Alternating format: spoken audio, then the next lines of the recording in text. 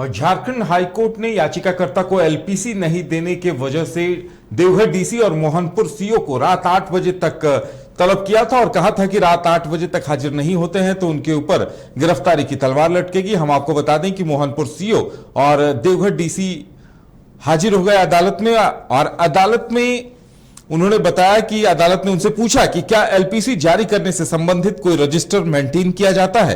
इस पर राज्य सरकार की तरफ से अपर महाधिवक्ता आशुतोष आनंद ने अदालत को बताया कि इस तरह का कोई रजिस्टर मेंटेन नहीं होता है। तो कोर्ट ने पूछा कि आखिर बिना किसी रिसीविंग या नंबर दिए मामले को इतने वक्त तक पेंडिंग कैसे रखा जा सकता है। इस पर आशुतोष आनंद ने बताया कि उन्होंने खुद उपायुक्त और सीओ को इस संबंध में आग्रह किया है कि वो एलपीसी को लेकर एक रजिस्टर बनाए ताकि मामलों का त्वरित निष्पादन हो सके। आपको बता दें कि सुनील कुमार शर्मा की तरफ से साल 2019 में सीओ के यहां एलपीसी के लिए आवेदन दिया गया था। बार बार आवेदन देने के बाद भी जब उन्हें एलपीसी नहीं दिया गया तो थक हार कर उन्होंने हाईकोर्ट की शरण ली थी, जिसके बाद हाईकोर्ट ने सख्त एक्शन लेते हुए मोहनपुर सीओ और देवघर डीसी मंजूनाथ भजंत्री को रात 8 बजे तक अदालत में सशरीर उपस्थित होने का आदेश जारी कर दिया था। जिसके बाद वो दोनों 248 किलोमीटर की दूरी तय कर रांची पहुंचे और अदालत में हाजिरी लगाई।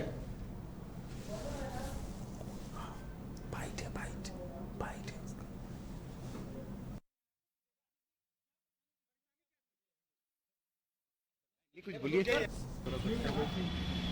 जो भी आवेदन दिया जाता है अंचल में उसको डॉकेटिंग करें ताकि हम लोग समय उसको निष्पादन कर पाएंगे और टाइम बाउंड में अगर रिजेक्ट भी करना है या एक्सेप्ट भी करना है तो कर पाएंगे और वो भी ट्रैक भी कर पाएंगे वही तक कि ताकि वो प्रोसेस जो है रहे। ये केस क्या है पूरा? इसके कुछ डॉकेटिंग का बेसिकली डॉकेटिंग होना।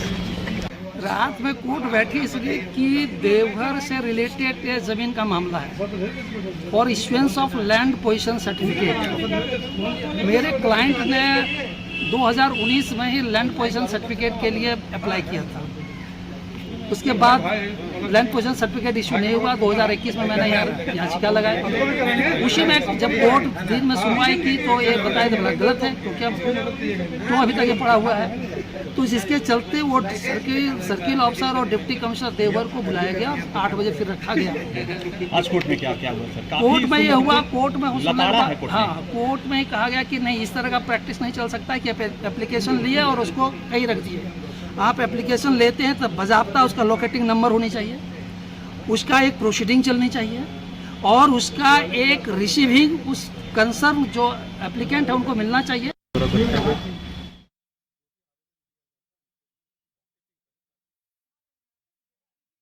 ज्यादा जानकारी के लिए इस वक्त हमारे साथ हमारे संवाददाता प्रोजेश जुड़े हुए हैं। प्रोजेश, जब दोनों अदालत में हाजिर हुए तो क्या कुछ देखने को सुनने को मिला वहां पर?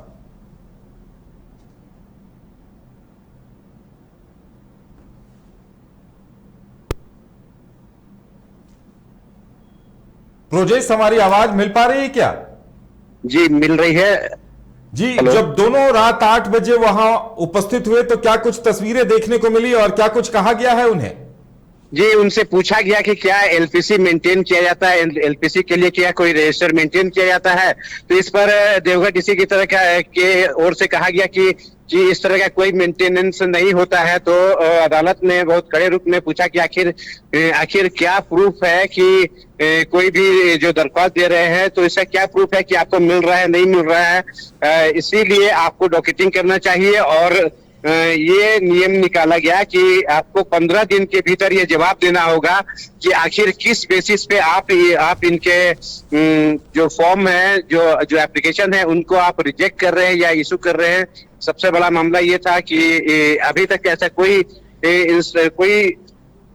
रजिस्टर मेंटेन नहीं होता था, लेकिन कोर्ट की ओर से ये कहा गया कि कल से ही ये प्रक्रिया चालू हो जानी चाहिए।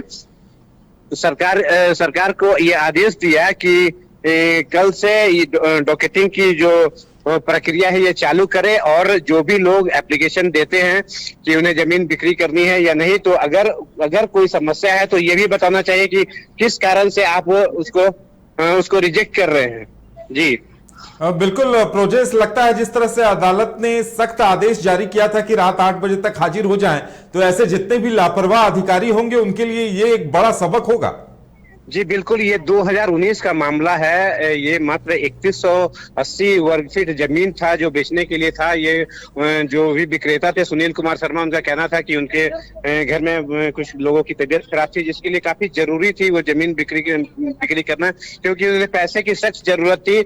लेकिन बार बार एप्लीकेशन देने के बाद भी सीओ और डीसी ने कोई ध्यान नहीं दिया। इसके बाद जब उन्होंने झारखंड हाईकोर्ट का रुख किया, इसके बाद सरकार ने भी यह कहा कि आप आवेदन कीजिए, आपके आवेदन पर सुनवाई की जाएगी।